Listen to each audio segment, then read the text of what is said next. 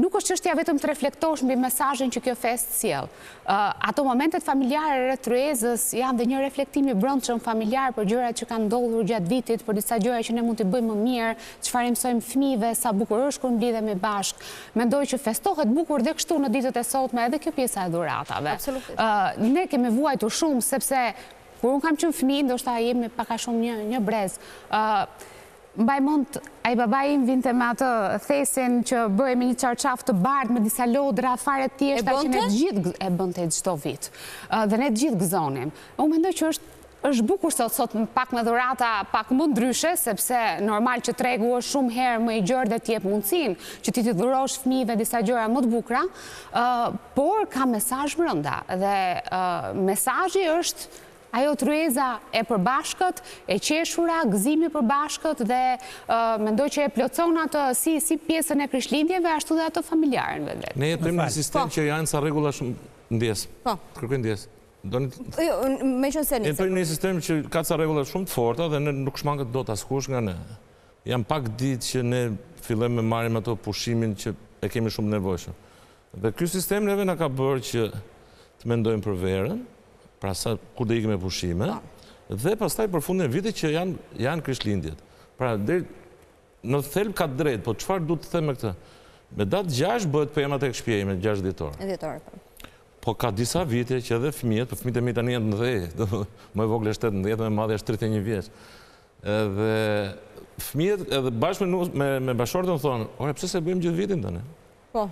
Edhe në qytet, pse mos i kemi zbukurimet gjithë vitin? Sepse energjia është pozitive, jep energji pozitive. Dhe unë tani ndihem shumë mirë kur po më vinë këto festat, edhe unë ndihem komod. Mund të kem një periudhë shumë gjatë mbas profesionit, secili ka profesionin e tij, të respektuar, po unë tani mund të mblidhem. Gjatë gjithë vitit ndoshta nuk mblidhem dot kurrë. Dhe kjo na bën që ne të reflektojmë apo të mbushemi brenda. Këtë doja të thoja edhe në fillim, pra edhe kur isha i vogël, mbushesh pavarësisht se nuk i kishim njohurit fare. Sepse ishin dhe ato vitet ku ishte feja e ndaluar. Mua më mbush, nuk ka rëndësi se çfarë lloj feste është. Unë e rëndësishme është që të mbushem. Unë me vërtet që mund të marr edhe kryqen ortodoks në qafë, por nuk jam, më thënë, strikt dhe ndjek me rigorozitet çdo lutje apo çdo detyrim që ka një besimtar i mirë. Po, profesor. Ka një gjë. Ndoshta nuk jam ai që për ta shpjeguar mirë, po them çfarë ndjej unë dhe familja ime. E gjitha është çështje ndjesie në fund. Shoqëria njerëzore ka ecur në mënyrë evolucionare. Nëse do të referohemi filozofisë, nga pikpamja filozofike e ligjive themelore të filozofisë, ligji i ndryshimeve sasiore në ndryshime cilësore. Siç është dhe ligji i mohimit, siç është ligji i unitetit dhe luftës të kundërtave. Po kështu, në këtë që thash të parën, nga ana teologjike, nga ana fetare, shohim që ka ndryshime esenciale. Në çfarë aspekti ka ndryshime esenciale në aspektin fetar? Që mund doktor që filloj të gjykoj tani kush është teologjike esenciale? Unë duhet të jeta ime është e shkurtër, me drejtë tha, unë nuk jam ulli që do rroj 200 vjetë që burë. Unë do të jap me argumenta. Më falë.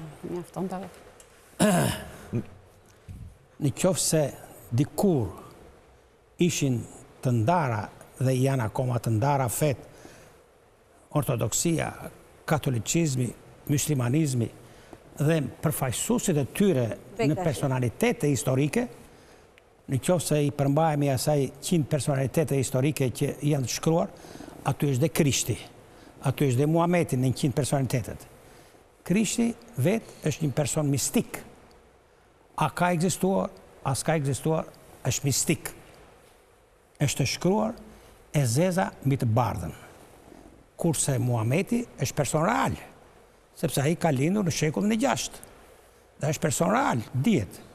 Por që të dy së bashku, dhe Bibla dhe Kurani kanë shumë gjëra të përbashkëta. Ka ato 10 cilësit që i përmend Bibla, janë 10 cilësit e antarëve të Partisë Komuniste. Referoheshin atere.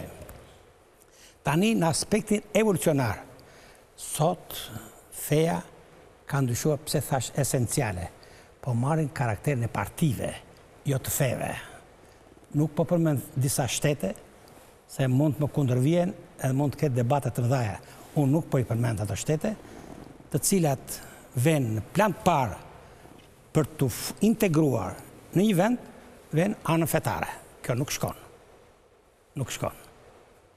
Nuk shkon, absolutisht. Unë kam qenë në Çeki, në Prag. Dhe ai Ciceroni, çek. Unë qenë të Pragës, ku është presidenca, dhe aty te presidenca ishte dhe Ministria e Jashtme e Çekoslovakisë, e Çekisë, më fal. Dikush e bëri një pyetje. Sa përqind se çekët janë katolik, slovakët janë ortodoks. Sa përqind e popullatës çeke besojnë? Fjalë për fjalë, fjalët e ti, nuk janë fjalët e mia. 68% e çekëve nuk besojnë. Pra katolik. Të njëjtën gjë e kam dëgjuar dhe në Madrid, ku kam qenë në Spanjë. Të njëjtën gjë kam dëgjuar dhe në Itali, që ka një rreth 60% e italianë që nuk besojnë, sepse kanë ndryshuar mënyra e të besuarit, Edhe të menduarit. Shiko, doktor, edhe kur janë shpik televizion. Edhe të menduarit, janë shpik dhe këto panelet ku ne jemi, dhe se cilin nga ne po jep një mendim. Po. Që tani, ne besoj që për fesë duhet të përcjellim njerëzve disa mendime të mira, jo t'i fusim nëpër dilema të tjera tani. A mbushen dot të gjithë njerëzit siç pretendoj që mbushem unë me familjen time? Kjo është e rëndësishme. Tani po t'i fusim tilla dilema në kokë që edhe ka dhe kështu, ka dhe kështu. Duket se nuk i bëjmë mirë. Edhe populli ka afrohen njerëzit më shumë te besimi.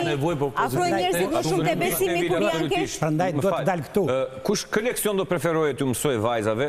Jo tani që janë rritur, se tash mësojnë çfarë duan vetë. Kur ishin më të vogla.